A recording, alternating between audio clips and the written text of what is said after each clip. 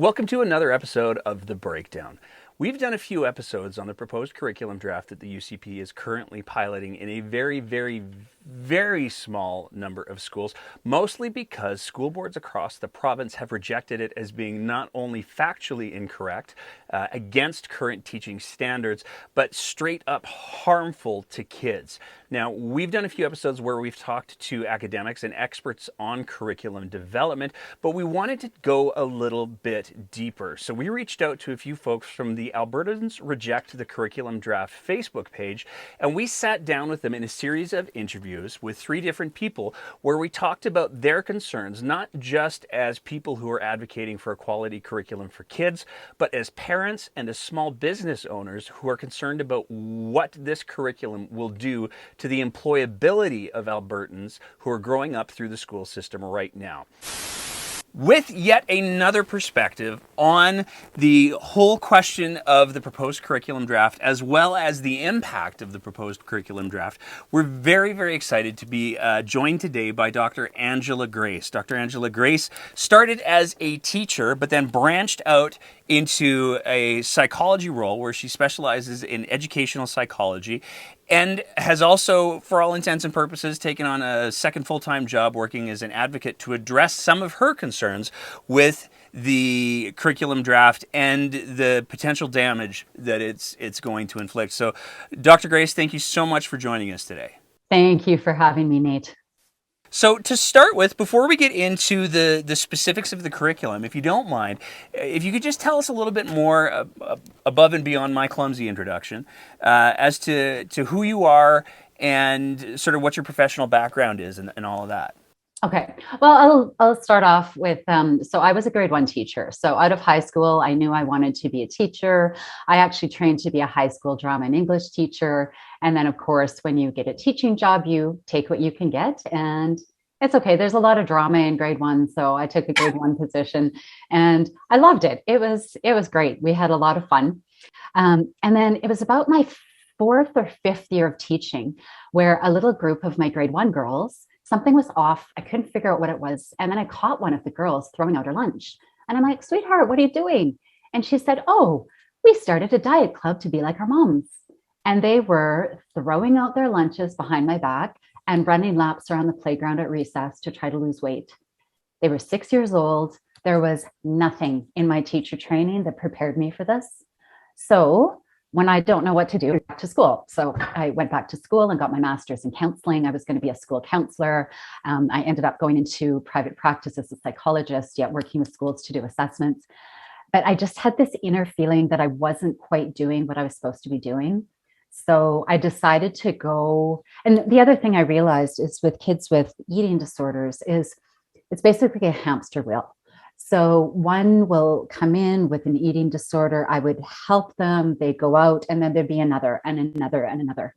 Instead of being in treatment, I wanted to study and understand what the prevention was. So I went back to school, got my PhD, focused on eating disorder and obesity prevention in school settings, which led me down a whole path of comprehensive school health. I helped to design the first course in comprehensive school health at the University of Calgary for beginning teachers so that they could learn how to teach health and wellness and not cause harm. So my foundation is in comprehensive school health and prevention. So I'd rather prevent a problem before it becomes a problem rather than deal with the expensive cost of treatment when, like, I believe prevention is more effective than treatment. So as part of that, after I graduated, I found out that the Alberta curriculum, Alberta Education was redoing their curriculum. I got all excited about it. I found out they were looking for community partners to review the curriculum. So I had to apply. I had to drive to Edmonton, do a 10-minute presentation on how I could contribute to the curriculum development. So I did it from a comprehensive school health perspective, got accepted as a community partner, went up for a meeting to review the curriculum. So I think March 2017, I applied. And then in April or May, I got to go up. So we're given paper copies of the curriculum. And I sit there looking at the copy And so this is K4, and it says we're going to teach kids healthy and unhealthy foods. Well, part of me, as my teacher part, is like, that sounds very reasonable. But the eating disorder prevention part of me learned over 20 years that there are certain ways to go about doing that so you don't cause harm. And then as a psychologist in private practice, I had parents bringing their kids to me with eating disorders and eating issues, saying things like, my child in grade 6 had to do a nutrition plan and a fitness plan, and they started counting calories. And now all of a sudden, they have an eating disorder and have energy, they won't eat, and they're miserable and unhappy and anxious and really sick and might have to go into the hospital. And I'm afraid my child's going to die. So I've got all the ranges of how teachers can help prevent these very deadly mental illnesses in schools. So when I looked at the 2018 draft in 2017, I said, you know what? There are a whole bunch of things in here that actually contradict best practices for eating disorder prevention, as well as school health. So if we look at school health, it's not just what kids eat and how much they exercise. It's not just the physical level. There's also the emotional level. There's the mental health level. There's the relationship level. There's the spiritual level. There's the occupational level. There's also a financial health. So it's all these layers, right? And not to mention, they said in the preamble, there were First Nation, First Nation, Métis, and Inuit perspectives and Francophone perspectives. And I couldn't find a single one in the document in health and wellness. So I said, this has missed the boat, and we need to go back and look fully at comprehensive school health, what the best practices say. We have to involve First Nation, Métis, Inuit elders and knowledge keepers. Where's the medicine wheel? It is a beautiful example of Indigenous approaches to health and well-being, as well as Francophone perspectives. So fine, I spent hours. I was the last one in the room. I wrote all over the documents with all the best practice recommendations, gave resources and resources and resources. I was so excited. It was great. So then the next year, I was invited back to review it again as a community partner. So I reviewed it again from the comprehensive school health perspective, and it was awesome. They had clearly consulted. There were Francophone, First Nation, Métis, Inuit perspectives of health and well-being. It had all the layers of comprehensive school health. They were starting to have resources with some of the Alberta-based organizations that work with health. And I was really, really impressed. Basically, it was at a point where a little bit more consulting and then piloting to get teacher and student feedback, like it was in really, really, really good shape. So they told me that I'd be in, and then what happened was the science pillar asked me to review the science section, the science curriculum from a comprehensive school health perspective, and so did the music program.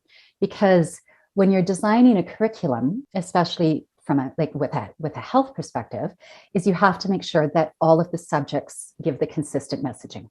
So it doesn't make sense to teach health in phys ed. It makes sense for everybody to have a health perspective. So if just the phys ed teacher teaches it, and then the math or science teacher says, oh, we're going to count calories, or we're going to do BMI, then it contradicts. So they essentially wanted me to review to make sure that all the pillars were consistent. And I was so excited. I'm like, okay, waiting for the email. And then election came along. Jason Kenney pronounces and Adriana LaGrange pronounced that they're putting a pause and they want to review the curriculum for NDP content was the original. They were really worried about social studies. Nate, in the meetings I had, there was zero discussion by any teacher of their political affiliation. It wasn't a question. Everybody was focused on what is the evidence-based best practices to teach our children. Nobody talked about politics. So I was stunned to hear that they thought there was NDP content. So that fall, I'll never forget this. So the fall of 2019 in October, I emailed my MLA, Jason Copping, and said, I'd like to meet with you about the curriculum. And I was so excited. I even took a selfie outside of his office and posted on Facebook. And I'm like, talking to my MLA, this is so great. I'm doing advocacy work. I was so excited. So I met with him and I said, I'm concerned about this because I helped work on that draft and there is no NDP content. And his response was, well, they just want to review it and, make sure everything's okay. And I said, you know what, why don't you put my name forward as an expert to help, help review it and look at it? Because again, no specific political affiliation. I just wanted to do the right thing for the kids. Crickets, nothing. A year later, I'm still waiting. And then March 30th, 2021, after a year pandemic, which was really hard as a psychologist, I was tired, hadn't had any time off. It was going to be my first week off.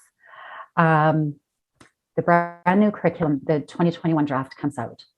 And I was like, okay, all right, I'm excited to look at this. What did they change? What did they update? And I was appalled by what I saw. It was it actually brings tears to my eyes. I burst into tears when I looked at it. I thought, this is so backwards. Where is all the work that was done by the curriculum experts? Where was the work done? Where were all the layers of comprehensive school health? Where was the medicine wheel? Where were all the best practices in eating disorder prevention? Gone. All of it was gone and replaced with things like in kindergarten. They say mass is a measurement of growth. So what does that mean? That means kids in kindergarten are going to be weighing themselves to track their growth over time. Well, that is 100% in the opposite direction of international prevention in eating disorder recommendations. Then I move on to kids in grade 1 are also encouraged to weigh themselves and then going to be taught about healthy. Well, as soon as you give a little kid a black and white rule like that, they're going to be really, really confused. Well, and then you get things like teachers pick, and true story, okay? A child came home with a little tiny bag of chocolate chips. And their mom's like, what is this? And they said, oh, my teacher says that chocolate is not healthy, so she picked out the chocolate chips from my granola bar. And I was a teacher. I know what it was like. If you don't know what to teach, you Google it. If you're given an objective that says teach healthy and unhealthy foods, you're going to go through your background of saying, well, chips and chocolate and pop and sugar is bad for you, and apples and carrots and whatever is good for you, which at the foundation is true. However, little kids are at the mercy of their parents and what their parents can afford to feed them. So there's socioeconomic issues. And I was and then came into grade 4 and grade 5, where kids were told one of the objectives was for children to design a fitness plan for their family. Well, that is not a 9 or 10-year-old's job. That's not their job. And then I looked at, okay, well, where's the spiritual level? Well, they turned it into religion. So religion, and again, it wasn't in the wellness perspective, it was in the social studies.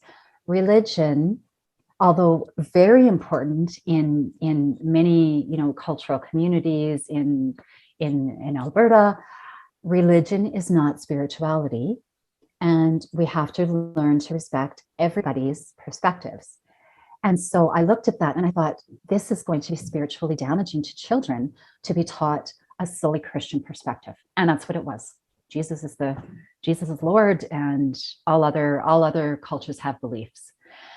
And so when I started looking at it from the levels of comprehensive school health, I was like, this is going to be damaging to kids. This is going to be damaging on so many levels. So I spent 50 hours in 3 days probably drove my husband crazy because, 11 o'clock at night, I'm waking him up like, I can't believe I'm reading this. Yeah, that was funny. But I wrote a 17-page document outlining the general issues only in the wellness area, because that's my area of expertise, a little bit in the social studies with the religion, but mostly it was in the wellness area. And then I've, I sent it off and I contacted eating disorder organizations and some dietitians and was like, you guys have to look at this. Like this is what people don't realize is this curriculum, it's going to last for 30 or 40 years. So we're talking the majority of this curriculum is going to impact children that aren't even born yet. And that got really frightening to me. So I sent my report to the Minister of Education, to my MLA, sent it to some eating disorder organizations, and then Dr. Carla Peck got her hands on my report and called me and asked me if I'd be interested in being part of the Alberta Curriculum Analysis website steering committee. And the intention was to have academics write reviews or submit their reviews of the curriculum. So it was like a holding place for professionals. And so I said, yeah, sure, that's great. So I started looking at some of these reviews that started coming in, and it was scary to me. Like, I'm not an expert in every area. I only know my area. So to read the things about math, to read the things about the language arts curriculum, the social studies, the science, I was just astounded. And then I started looking into who wrote this? Like, where are these committees? What are they? And to find out that they canceled. So initially there was an agreement. The Ministry of Education knew that they couldn't design an entire curriculum by themselves. Like, so this was I think it started in like 2008. They were looking at starting the new curriculum review. So for like 10 years, the ministry knew they needed all of these other collaborators to create a really good curriculum. And it stunned me to see all of that work thrown out and replaced with this document. And so I started looking at who designed it. And then I read the initial review, which were Jason Kenney's hand-appointed advisors. And then when I started looking at them, I found out that one of them, Martin Mrazek from the U of A, he actually wrote a statement supporting Jason Kenney before he was even elected leader of the UCP. And he's one of the advisors. And then I look at this Ashley Berner, a Cook Brothers funded researcher out of the States who supports private schools and charter schools. And I'm like, why is this happening? There was a Shakespeare, like there was a Shakespearean actor or drama person in it. And I'm like, why are these people here? So I called my MLA again and I said, hey, he says, oh, first they said, I'll give you 15 minutes. And I'm like, no, you're going to need more time than that. So he booked me half an hour and it ended up being 45 minutes. And I'm like, okay, Jason, meaning Jason Copping, where's the NDP content? And he's like, oh, I'll have to check with the Minister of Education. And I'm like, did you put my name forward as an expert to review this? And he's all, oh, yeah, if I didn't, that's on me. So clearly no interest in this. So I asked a number of questions, not where the NDP content is. Of course, any curriculum should be reviewed for outside political interference. Like, of course. Nobody could tell me anything. And I said to him, why were all the other advisors and community partners let go of? And his response was, oh, many of them retired. And I said to him, I'm still here. I still want to work on this. And the truth is, Nate, I do still want to work on this. I want to work on the curriculum and make it like a world-class curriculum that our kids deserve for the next 30 to 40 years. I don't care which political party is in power. I just want to do the right thing. And if there was social engineering, as Jason Kenney called it, if there was that in the curriculum, you're damn right I would pick it out and rip it to shreds. And now I'm ripping it to shreds because it's so poorly done and being called a communist. So, I mean, that's a huge story right there. I I mean, know. that's um, It'll be in so my I book. want to, yeah, really though. I want to try to unpack a few points that jumped out and grabbed me in particular.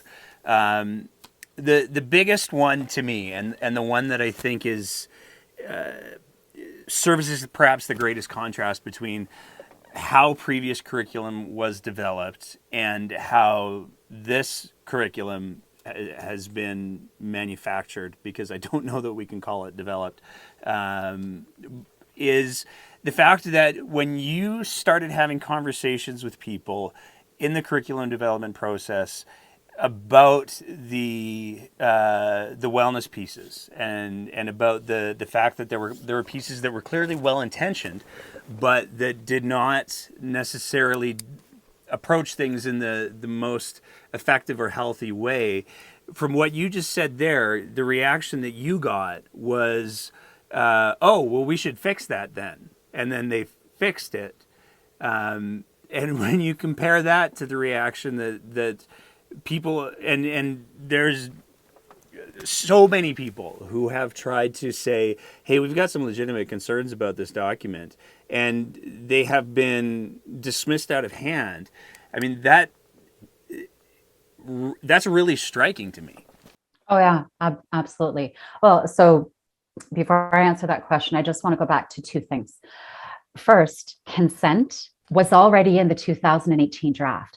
I sat right beside someone from the Sheldon Kennedy Center, and we talked for a good hour about how consent should be worded in the document from a psychologist perspective and from an organization perspective. So we had that conversation. Second, financial wellness, financial literacy was already in the 2018 draft. So now it makes me laugh that LaGrange comes out with, oh, we have consent and financial literacy for the first time. No, you don't. It's already there. So I'm like, gosh, there's so much to unpack.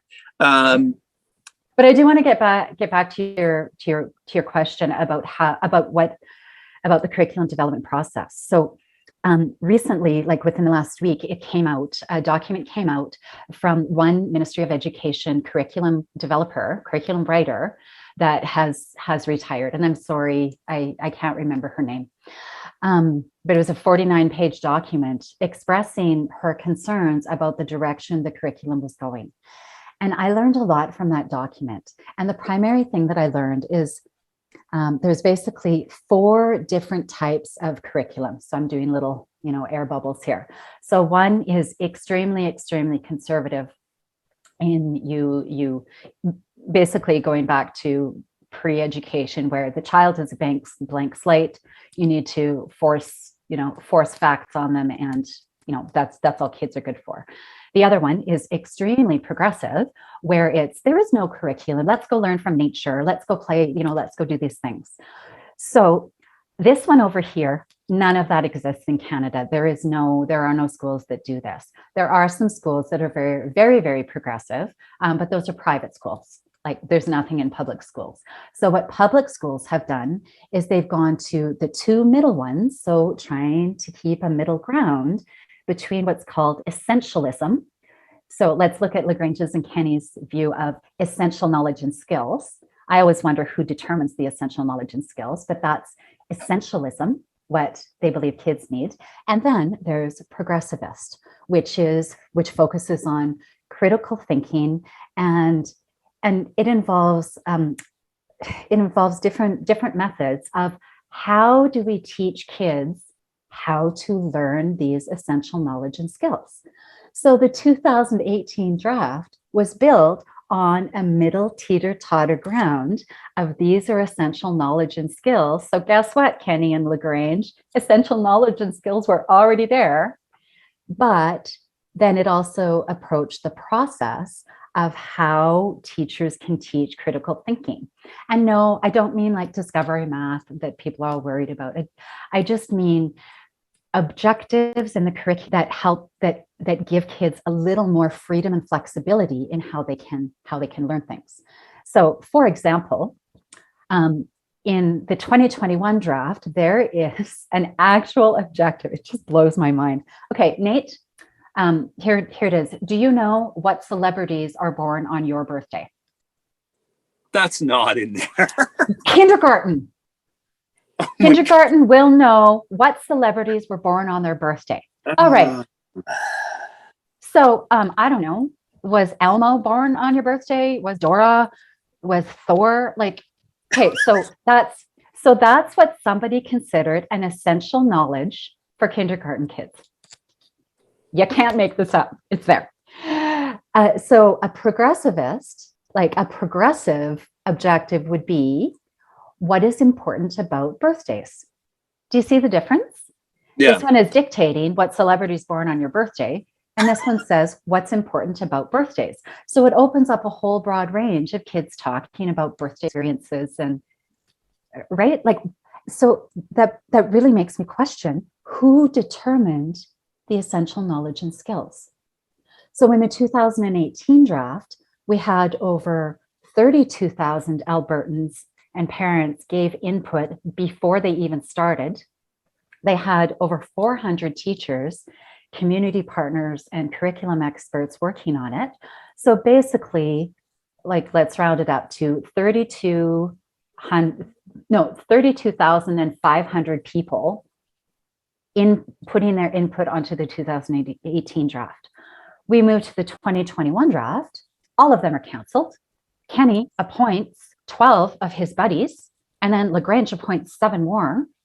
The original 12, I talked to a few of them because I'm like, what the hell is this? So I called them or emailed them, and they said, oh, we never wrote the curriculum. We just reviewed it. So those 12 people claimed that they didn't do anything. And then there were the 9 people that were appointed after, including known racist Chris Champion out of Ontario, who used to work for Jason Kenney, right? And then there's these unknown writers somewhere. So basically, 32,500 Albertans, who knows what their political background was because nobody asked and nobody cared, replaced by 19 hand-appointed people who, like, in my opinion, so this is my Angela opinion, they put a whole bunch of essential knowledge on darts and then hucked it at the grade board and said, oh, this is going in grade 6, and this is going in grade 4, and this is going in grade 2. So let's look at another objective with a comprehensive school health perspective. So in the grade 4 draft, when I look at in April, in the grade 4 draft, it says, so these are 9 and 10-year-olds, identify the visible changes on body parts as a person goes through puberty. So let's think of the first thing that people are going to observe. Breasts. All I can think of are grade 4 girls developing breasts, and all of a sudden they have to talk about it in class. So yes, of course we want to talk about the changes in puberty, but there are very sensitive ways to do it that have evidence-based background, and this is not one of them. So in my report, I mentioned that was inappropriate for grade 4. And so the next time I looked at the curriculum draft, what they'd done is they moved it to grade 2. So here's what's happening, Nate. Here's what's happening. The Minister of Education wants rich feedback and has this 4-question form online where people can submit their feedback. What they're doing is we are now shooting at a moving target. They're like, oh, somebody doesn't like this one. Well, let's move it here. Oh, somebody doesn't like this. Well, let's do this. Oh, somebody doesn't like this wording. Let's do this. When they got called out on Christianity, like on the on the way Christianity was being portrayed, now all of a sudden in grade 5, so these are 10-year-olds, all of a sudden there's a huge list of learning all the tenets of all the major world religions. That should be easy. Well, and then that will also create moral dilemmas for teachers, because I was a teacher. Was there anything in my teaching background how to teach about Hinduism, Judaism, Muslim, Sikhism? Nothing. So it's actually, unless you're a religiously trained teacher, like Catholic school board, Christian schools, other cultural schools, those teachers work under that philosophy. The average public school teacher is generally trained, but religion is not a part of it. Mhm. And so it's going to create moral dilemmas for teachers because they have to teach something that they're not trained in. Which brings to another whole point is there is, as far as I know, there is no training and no resources to implement this new curriculum. Well, that's one of the, I have to say, I felt bad about the curriculum for a lot of, I think, pretty good reasons before we started this conversation.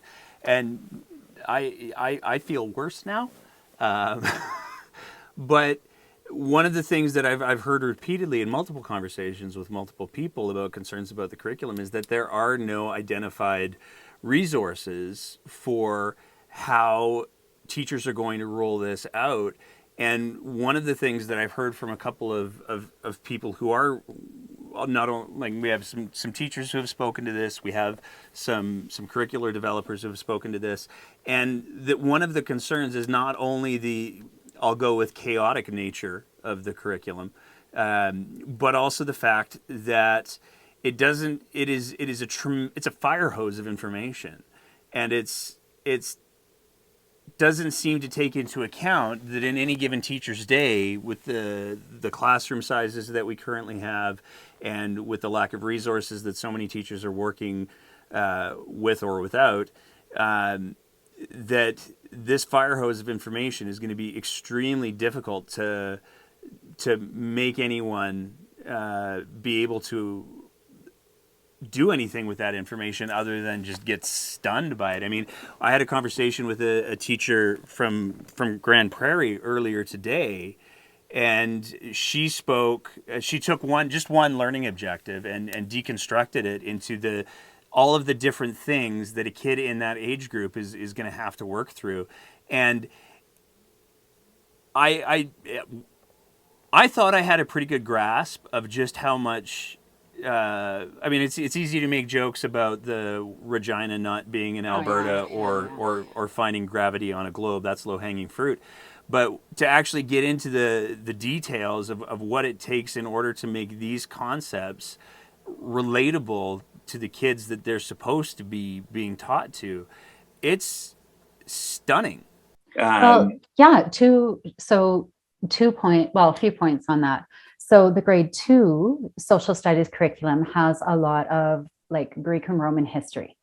I spoke to a second year university student who's studying world history. He said, I spent a year studying Greek and Roman history, which is in the grade 2 curriculum. And I'm in my 20s. How are 7-year-olds supposed to understand this when I can't even grasp it? The second thing is, the Minister of Education is asking for rich feedback by February. So there are less than 1% of schools in Alberta piloting parts of this draft. No one is piloting social studies. I don't think anyone's piloting science either, but I may not have my facts straight on that. So we've got less than 1% of teachers in Alberta piloting parts of it, and she wants all the feedback by February. So I was a teacher. Let me tell you, September is chaos. You're getting to know the kids. They're getting to know each other. This year would be even worse because we've got mask mandates. Kids have had in and out of school for 2 years. So September's a write-off. Let's also say December's a write-off because kids are tired and it's Christmas. That's it. So basically, there's like 8 weeks in October, November. Let's extend it to 10. Let's say there's 10 good weeks of teaching in that time for teachers to teach this much of the curriculum. Beginning of January, kids get into the swing of it. But if rich feedback is wanted by, let's say, mid-February, so we've got 10 weeks now, we've got 6 weeks, January, February, so that's 16 weeks of school. Only part of the curriculum is going to be covered, so less than half of the curriculum. And then, so they're going to take less like 1% of the teachers are going to give feedback on about 16 weeks of this much of the curriculum. And then it is going to be implemented in September 2022 for everybody. So this has never been done before. Typically, if curriculums are rolled out, it's 1 or 2 subjects at a time, 1 or 2 grades at a time, not a whole bloody curriculum from K to 12 that over 40,000 parents, educational experts are saying, this is not okay. So what let's start with sort of what the next step in your opinion should look like. So is it repairable? Does it need to be just returned to the Dorchester Review? What do we need to do with this curriculum? Well, in my opinion, this particular curriculum is not repairable. It was created haphazardly by unknown writers with significant political interference. It's come out that Jason Kenney and the UCP caucus received copies of the document before it was released to the public. Why are they getting copies of it? What is that about? So I believe that this draft needs to be, like, the whole piloting process and rolling it out needs to be absolutely put on hold. The Ministry of Education needs to go back and have get the memorandum, get the agreement with the Teachers Association back on board. And the thing that our government doesn't seem to realize, you have 40,000 Albertans. You have like a ton of educational experts. We are ready. We were like, I would love it if the Minister of Education contacted me and said, Angela, could you please help us fix this? I'd be like, yes, let me be your ally and not your enemy, right? We want to be allies for our children. We want to be allies. We want to look at the best practices around the world. By the way, that's another interesting thing is I told you about the teeter-totter balance. If they gave us, we could take the essential knowledge and skills, blend it with the 2018 draft, put multiple eyes on it, and come to a consensus that this is good. Because that's the interesting thing. The 2018 draft, when it came out, guess how much public outcry there was about it? I don't remember very much. None. It was Jason Kenney. Yeah. Jason Kenney was the only public outcry about it. And so we can take conservative essential knowledge and skills combined with best practices and create a curriculum that's already good. And we had that in the 2018 draft. So I guess one of my questions that I keep coming back to is, I have not heard, as you just pointed out, I haven't heard from anyone other than Mr. Kenney and co. A level of dissatisfaction with the actual curriculum. Now, I know that some people have lit their hair on fire over the whole discovery math and all of that, but it turns out, to the best of my understanding, when you actually take a look, there's no such thing as discovery math. That's not a curriculum piece. It's not an established. Yeah, so that's like getting angry about. Okay, Nate, let's do some discovery math. Okay. Okay. Okay. So very simple. Let's go back to grade 2 math. Actually, let's go. Yeah, grade 2. We might need to go earlier with me, but we can try. Grade 1 math. What is 9 plus 2? I'm gonna final answer 11. How did you get there? I put 2 more numbers on top of 9. Okay, perfect. Exactly. Okay, good. So my method that I figured out in grade 1 to do that was, I remember going to my teacher and I said, you know what? I said, I can add any number to 9 and know what the answer is. And she's like, oh. I say, I pretend that 9 is 10 and then I take away 1. Nate, We just did our own form of discovery math. You had your way, I had my way, the way my brain works, and we both came up with the same answer. That's all it is helping kids determine the way to come up with the answer.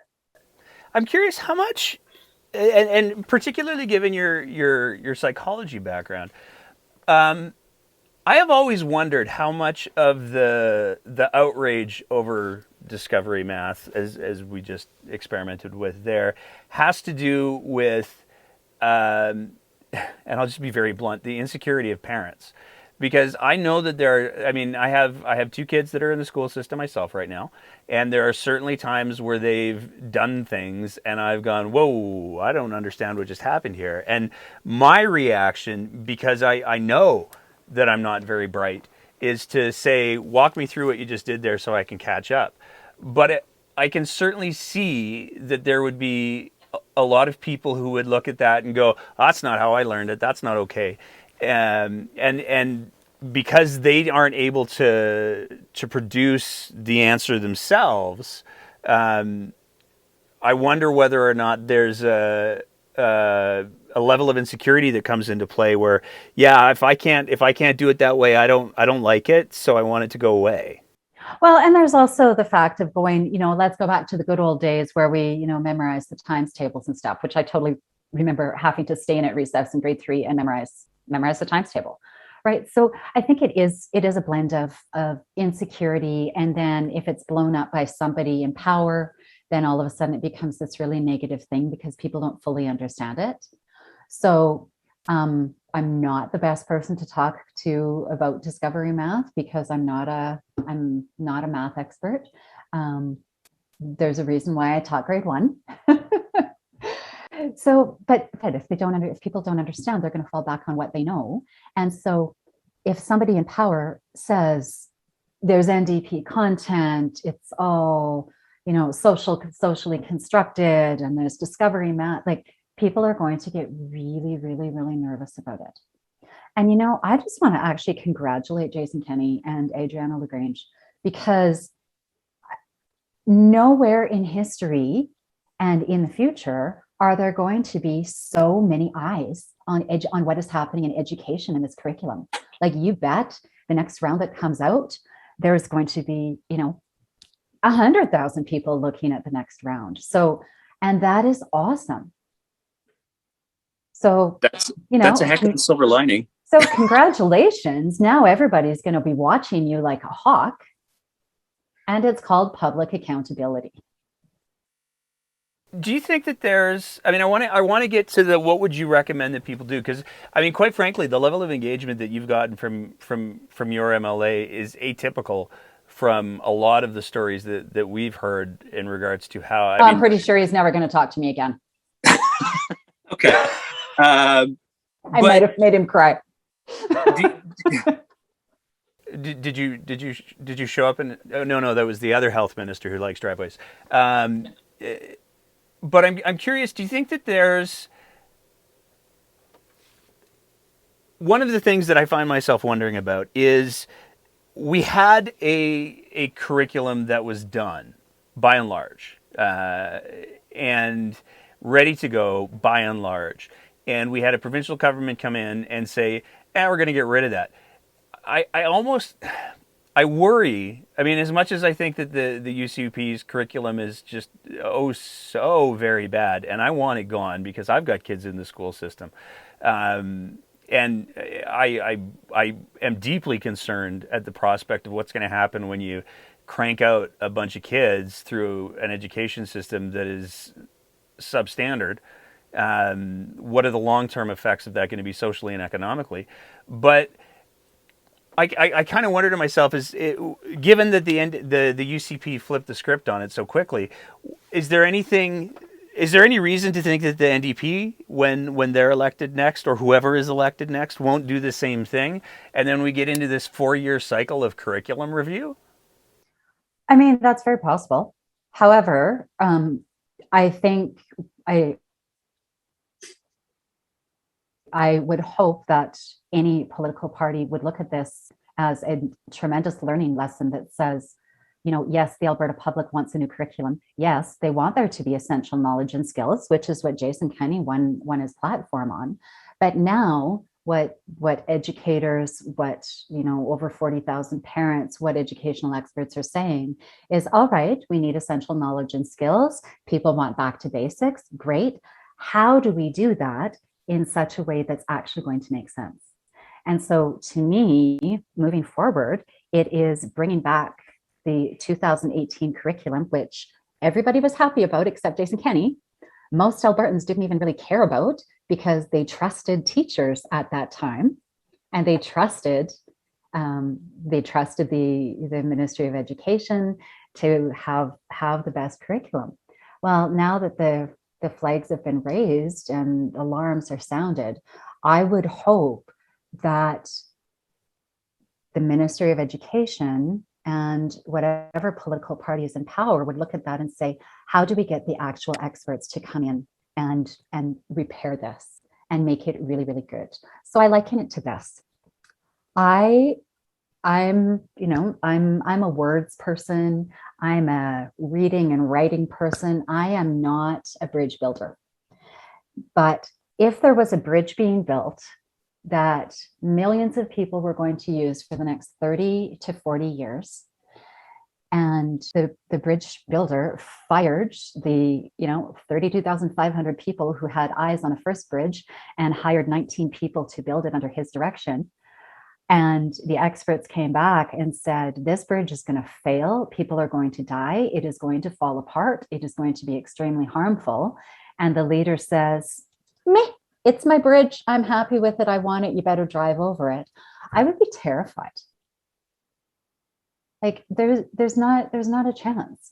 So we want architects to do their jobs. We want surgeons. If someone came up with if a surgeon came up with a surgical procedure that everyone else in the field said, you're going to kill people, there's not a chance that would go. Now, I know I'm being dramatic with, killing people, whatever, but it's going, when experts are saying this is going to damage our children mentally, emotionally, spiritually, relationally, it's not going to prepare them for their future.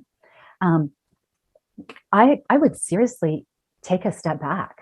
Like, I'm one person, and in my profession, if one client says to me, I don't really know about that, then I seriously do some self-reflecting and say, where's the best practices that says this is good? If two people said, Angela, I don't know what you're doing there, I'd be like, yeah, okay, I will look at it and research it. If 32,500 people said, Angela, what's going on? I'd be like, oh boy, I better just stop this and go to the experts. And it's tragic what is happening. It's tragic what is happening. Well, one of the other things that I just want to raise, because you got me percolating on it a bit there, was the whole idea of the back to basics. Because I think that while there are certain things, that will remain constant, math being probably the best and only example that I can think of. One of the big things that I think that this curriculum and the authors, whoever they are, have ignored is that the basics have evolved. The basics have evolved. Technology has evolved. Education has evolved. Jobs have evolved. When I grew up, there was when I was teaching, there was no social media. And so critiquing social media and where do you get your news from has to be a critical component of the curriculum. Because look what's happening right now. We've got people who, firmly believe in back to the basics. They read one thing in the newspaper or one thing online, and then are all of a sudden immediately posting their opinions about it without really, really researching and knowing where to go. Mm-hmm. And so that's what critical thinking is teaching kids how to think for themselves, where to go for best practice resources, where to go for actual information. It is embarrassing that initially Dr. Sarah Eaton did a review of all the plagiarism in the curriculum. plagiarized off Google, off Wikipedia. Some of the phys ed stuff was taken from like the phys ed and wellness stuff was taken from a youth website, a youth recreation website in BC. Like, that's humiliating. It's humiliating. And there's some contradictions too. Like, because I back myself up with research. So I'm like, what has all happened with education? I came across an Alberta school in Abu Dhabi. So an international Alberta school promoting how Alberta curriculum puts our students as some of the best in the world. Same Ministry of Education is feeding our public that Alberta schools, Alberta students aren't doing well, but yet advertising internationally, go to this school because we're among the best in the world. So things are being twisted and nobody knows what's true anymore. And then, that's why I'm so heavily invested in this, is because what is true? And how can I tell people what is true in, hopefully, as partisan way of possible? Like, I'm not affiliated with any political party. I tell you, if the NDP were pulling this, I would be saying exactly the same thing. And do you know what I did? 2017, I said, this is not okay. Well, that's one of the other things that I think is involved in this conversation to some degree, is the whole idea of the death of expertise and the notion that we all need to be our own experts. It's, to me, one of the fundamental things that we need to be willing to do is recognize when there are people who are better informed about subjects than other people, and God knows me. And perhaps the person to design curriculum shouldn't be a history PhD, as opposed to somebody who's actually designing. Like, you know what? As far as I could tell, and I could be wrong, that's fine. As far as I could tell, none of the 19 hand-appointed experts were elementary school teachers or had anything to do with elementary school.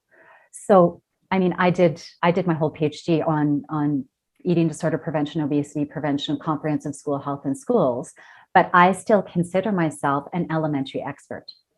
If I was asked to design the junior, senior, high one, I would be like, great, me and what team? Where's my team? And that's part of the unethical behavior, I'm going to say unethical behavior of these committee members and hand-appointed advisors, is I believe they stepped out of their scope of practice and have made claims that are beyond their scope of practice. I'm an elementary person. That's why I was so passionate about this. Can I give my 2 cents into a junior, senior high curriculum? Absolutely. But could I sit back and design the entire wellness curriculum for K to 12? That would be unethical, and there's not a chance I would do it. And what you said about the death of experts. Well, like, I think of it is, I would not go to a person to get my teeth checked who claimed to be a dentist. Like, you can't say, I have teeth, therefore I'm a dentist. You can't say, I broke my arm once as a kid, so now I'm a doctor and going to set casts. You can't say, I went to school, therefore I know how to design a curriculum. And that's part of the problem is, yes, they want rich feedback from people. Well, but if you've got a parent with a particular perspective, they're going to say that, and they have the right to say that perspective. But is that necessarily in alignment with the last 20 years of educational best practices? Yeah. And so it's complicated. Writing a curriculum is complicated, and it needs multiple eyes on it and multiple perspectives, experts. And all of those got canceled and replaced. And now 8 of those people have been re-employed by the ministry to do the junior and senior high curriculums. It's going to get exponentially worse. So what should people do? They absolutely have to write their MLA. The Ministry of Education, I would add the Premier in there, because, like, why not? And the leader of the opposition, the critic, and say, like we need more people to say this is absolutely not okay. We need people to speak out about it. Unfortunately, what we found so far is we are not being listened to at all. So we do need to band together about it and watch what is about to roll out. I led the first rally at the Legislative Building in September, with some experts talking about the dangers of the curriculum. We had around 300 people there. I suspect there's going to be some more rallies in the spring. If our government does not put a moratorium, we have to demand a moratorium on this, and return it back to the teachers. Let our experts do their jobs. And you can bet now, any expert who goes to work on any of these curriculum drafts is going to know they are going to be watched like a hawk. As frankly, that's what Jason Kenney and Adriana LaGrange have now set up, is all eyes are going to be on this curriculum. All eyes are going to be on what the experts are saying. And so it needs to be good. And we're allies. Dear Jason Kenney and Adriana LaGrange, we are not your enemies. We are your allies, and we want Alberta students to succeed. So let us do our jobs. It would be nice if the Premier of Alberta and the Minister of Education would recognize that certainly there are partisans involved in the field, but I think that the vast majority of people who are raising concerns about the curriculum are people who are concerned about the curriculum. They're not trying. I mean, from a purely pragmatic point of view, this government has manufactured quite successfully so many things that partisans can hit them with, that the curriculum doesn't need to be part of that equation.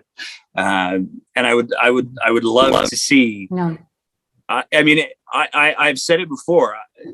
I would love nothing more than to not be able to talk about the problems with the curriculum. Yeah, I don't want to do this anymore. I'm Yeah. tired. But guess what I'm doing, Nate? I am doing a complete timeline of every single thing that has happened with Alberta education and the curriculum since Jason Kenney opened his mouth in 2016. When you get that done, Yeah. I would love to have you back on the show. Oh, totally. I'll send you a copy of it too. Awesome. Yeah. Awesome. And it's from a nonpartisan perspective. I am not associated with any party. I just want to know the truth. And I want to know what's best for our kids for the next 30 to 40 years. Like, the kids in kindergarten now, this is going to affect their children. Do all the kindergarten children in Alberta for the next need to know what celebrity was born on their birthday? I don't even think I could tell you a celebrity that was born on my birthday. And you know, like you said before, low-hanging fruit. But that is just one minuscule example of the rottenness of I would be happy to argue. I mean, historically, the low-hanging fruit is the stuff that's easiest and best to go after. If the low-hanging fruit are this rotten, boy, that doesn't give me hope for the rest of the harvest. No, exactly. Well, and the other thing I want to make clear is that so there's some lies out there about teachers and political parties. So first of all, the Alberta Teachers Association is not a wing of the NDP. The Alberta Teachers Association has been around for a really long time. They are an association that has teacher training, best practices for teachers, a complaint process. Like, they're there as an advisor. Like, that's any professional organization has a place to go for best practices and standards. In my entire, in all of my teaching, my entire career since 1996, none of us teachers sit around, talk about politics and talk about some teachers might. It never happened where I worked. So in 2017, I sat in a room as a community partner looking at the curriculum with like 150 people there. Not one single person asked me what political party I was aligned with. We were all there for the curriculum. And so, no, I'm not aligned with anything. Neither are the deans of education. Yes, I know some very conservative teachers who voted in the UCP who are also against the curriculum. Like, it really says something. Is the other thing. It really says something with so much religion in the curriculum when even most of the majority of the Catholic school divisions won't even teach it. Yeah. Right. Yeah. So I firmly believe we need to continue to press forward, demand a moratorium. The more voices, the better. Hand it back to the teachers. Yes, of course. Keep specific political ideology out of the curriculum. But that also means our premier shouldn't be promoting his grandfather as a Canadian jazz legend as one of the objectives in an elementary music curriculum. I wonder what Mort Kenney's birthday was.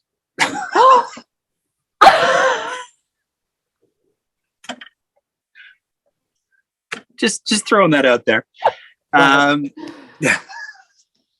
Oh dear. I'll say one more thing before we go. Yeah. Well, because I'm a researcher and an educator, and I like to think I promote critical thinking, is people need to read the reviews from the experts on Alberta curriculum analysis and then make up your mind. Don't just believe what you're seeing in the paper, because like you said before, if I'd done this with a reporter who was going to write it in the Edmonton Journal or Calgary Herald, we would have this great interview, 1 or 2 sentences from what I've said. And so we need the full picture before people can decide. I'm also not a communist, so I'll just put that out there as well. Well, that's good to clarify. Dr. Grace, thank you so much for your time. This was probably one of the easiest interviews that I've done in a while. Awesome. Because you just carried the water through the whole thing. So I just made a couple of jokes and that was really it. But thank you so much for your time, your advocacy. And yeah, when you get that timeline done, please let me know, because the more that we can have these types of conversations that, heaven forbid, embrace a little bit of nuance, I think the better off everybody will be. Yeah. And like I look back to March 30th, April 1st. If I had looked at the curriculum and been like, okay, they removed any content that they believed was, here's the other thing about the whole original issue with NDP content. There was none. And the Minister of Education couldn't identify any. So, and the review done by, the 12 hand-appointed. So the review by the 12 hand-appointed advisors, nowhere in that review, I read the whole review, nowhere did it say, trash the entire draft and start again. It said, the 2018 draft is an excellent foundation to be built upon. And if they'd done that, we would not be in this mess. Yeah. Right. I don't even know what to add to that. I know, there is nothing to add. There's nothing to add. Moratorium, bring back the 2018 draft, pilot it. We're already 2 years behind. Yeah. Oh yeah, and can you please put some money in the budget for teachers to actually have training and resources to teach? And, right. And maybe some stuff for students and reduce classroom sizes, right? Yeah, that would be, I think, a far better investment of money than this dumpster fire. I don't know how much money they've spent on this curriculum development. Although I do have to say, they have, for folks like me that like to make jokes, boy, they've just been the gift that keeps on giving, because that Sonia Savage sign. Oh yeah, just enjoy that, right? If you can't spell the word curriculum, don't rewrite it. I know. I was actually thinking of taking a comedy writing. Yeah, I was thinking of taking a comedy writing class, because I've spent far too much time crying over this. And I'm like, how can I better start laughing? Otherwise, I'm just going to collapse in a puddle of tears. That's why we play with puppets. Oh my gosh, maybe in my timeline I need to use little puppets. There you go. Lego minifigs. There you go. I'm just saying there's possibilities. Thank you again, Dr. Grace. You're so welcome. Thank you, Nate. As always, if you appreciate the kind of content that we're trying to produce here, please consider signing up to be one of our Patreon supporters at www.patreon.com/thebreakdownab, because it's through the support of our Patreon supporters that we're able to continue generating the kind of content that we do. Thank you so much for taking your time to listen. Thank you for your support, and stay safe.